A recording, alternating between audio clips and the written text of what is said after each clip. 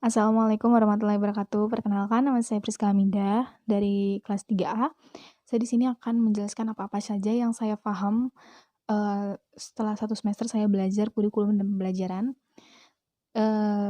Saya akan menjelaskan tentang kurikulum dulu, baru pembelajaran. Nah, di kurikulum ini saya mengerti tentang pengertian, komponen, dan perkembangan kurikulum yang ada di Indonesia. Pertama, tentang pengertian kurikulum. Sebenarnya banyak sekali definisi kurikulum yang baku dan panjang, tapi yang saya pahami adalah kurikulum itu rencana pelajaran yang sudah disesuaikan oleh satuan pendidikan dan itu akan dilaksanakan oleh peserta didik dalam periode tertentu. Dan kurikulum ini ternyata bisa berubah. Makanya ada perkembangan kurikulum di Indonesia dan saya baru tahu ketika saya mempelajari mata kuliah kurikulum dan pelajaran ini. Jadi ketika saya mempelajari mata kuliah ini, saya tahu bahwa perkembangan kurikulum di Indonesia ini sudah mengalami perubahan cukup sering, dan tapi saya hanya mengetahui tentang KTSB dan kurikulum 2013. Nah, saya akan menjelaskan itu tentang menjelaskan perkembangan itu nanti. Lalu yang saya ketahui tentang kurikulum itu adalah komponennya. Nah, banyak sekali ahli yang memberikan pendapat bahwa komponen itu ada objektif, ada ini, ada itu, tapi yang paling penting bahwa kurikulum itu pasti ada tujuan. Pasti ada isi atau materinya, pasti ada proses pembelajaran, serta ada evaluasi. Nah, lalu masuk ke perkembangan kurikulum yang saya bilang tadi. Kurikulum di Indonesia ada pada tahun 1947. Ini adalah kurikulum pertama di Indonesia setelah Indonesia merdeka. Jadi pemerintah lebih fokus kepada karakter manusianya yang merdeka, berdaulat, dan sejajar dengan negara lain. Pemerintah lebih fokus kepada itu karena ini adalah kurikulum pertama yang ada di Indonesia setelah Indonesia merdeka. Lalu disempurnakan pada tahun 1952, disebut Rencana Pelajaran Terurai. Tadi di tahun 1947 namanya Rencana Pelajaran. Ketika disempurnakan, disebut Rencana Pelajaran Terurai. Jadi ketika di tahun ini, pemerintah lebih fokus lagi, lebih memperinci lagi mata pelajaran atau materi-materi apa saja yang akan mereka berikan ke peserta didik.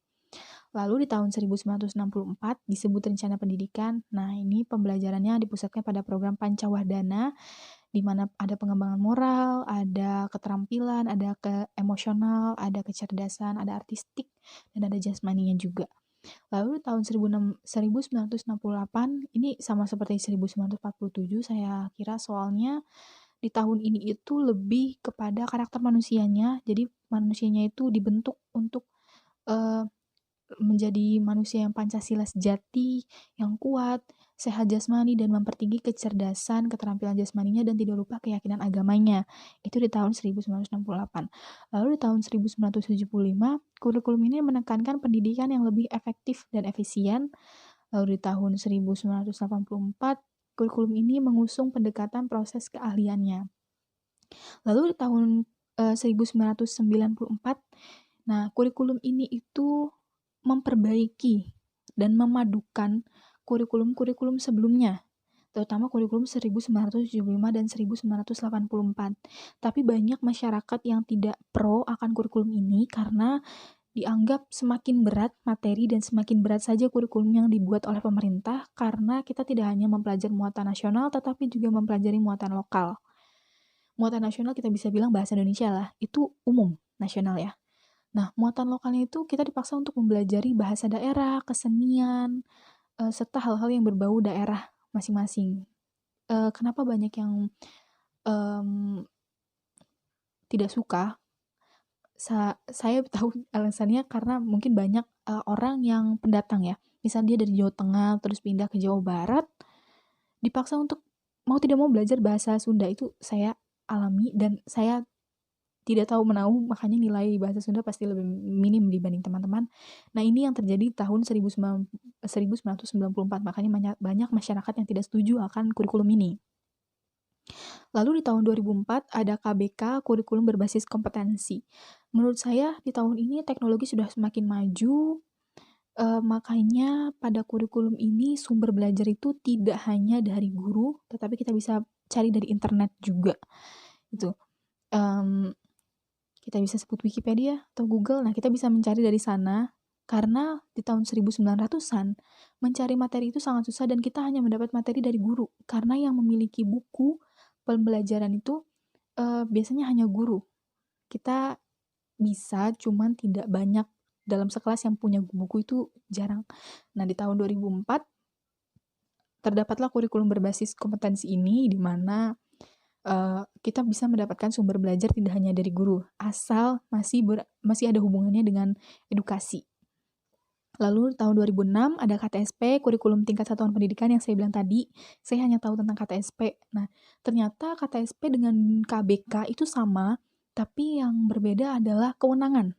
Kewenangan guru untuk membuat silabusnya sendiri. Karena di setiap daerah itu pasti beda, makanya satuan pendidikan ini membuat kurikulum ini di mana guru lebih berwenang untuk membuat silabusnya sendiri sesuai daerahnya masing-masing. Nah, lalu di tahun 2013 atau kurikulum 2013 yang saya bilang itu, saya tahu banyak sekali tentang kurikulum ini. Jadi di dalam kurikulum ini dia mengusung 3 aspek. Ada pengetahuan, keterampilan, sikap, dan perilaku. 3 ini sangat diusung sekali. Jadi, kurikulum 2013 ini lebih berubah di sikap dan penilaian peserta didik, di sikap dan perilaku, serta keaktifan peserta didiknya. Jadi percuma kalau orang pintar tapi tidak memiliki sikap dan perilaku yang patut dicontoh, bisa jadi nilai rapornya minus. Nah, terus nilai rapor di kurikulum 2013 ini diubah jadi ABC, bukan angka lagi tapi huruf A+, B+, C+, seperti itu. Lalu di kurikulum 2013 ini seperti saya bilang, murid dipaksa untuk lebih aktif. Jadi kurikulum ini memaksa yang bersekolah seperti SD, SMP, SMA itu sama seperti perkuliahan, di mana muridnya dipaksa untuk mengerti, berpikir kritis, mencari materinya sendiri tentang materi itu, dan guru hanya diam menilai apakah muridnya ini paham atau tidak dengan materinya. Hanya itu saja, karena selama ini 2004, 2006, dan kurikulum 1900-an itu guru lebih aktif untuk mencari dan memberikan materinya. Tapi pada tahun 2013, muridnya yang disuruh untuk lebih aktif. Itu saya tahu di kurikulum ini. Lalu masuk ke pembelajaran, apa yang saya tahu yaitu tentang pengertian serta komponen yang ada. Nah, kalau di kurikulum pembelajaran ini, pengertian pembelajaran. Pengertian pembelajaran itu adalah di mana ada proses antara peserta didik dan pendidik. Nah, simpelnya tuh pembelajaran itu adalah suatu proses antara guru dan peserta didik, di mana peserta didik ingin mengembangkan potensi dan si guru ingin memberikan ilmu serta pengetahuannya. Itu yang disebut dengan pembelajaran. Nah, komponen pembelajaran ini tuh ada 5, ada peserta didik, ada guru, ada tujuan pembelajaran, ada materi, serta ada metodenya. Kalau peserta didik kita tahu pasti orang yang ingin mengembangkan potensi. Kalau guru adalah komponen yang sangat penting di dalam pembelajaran.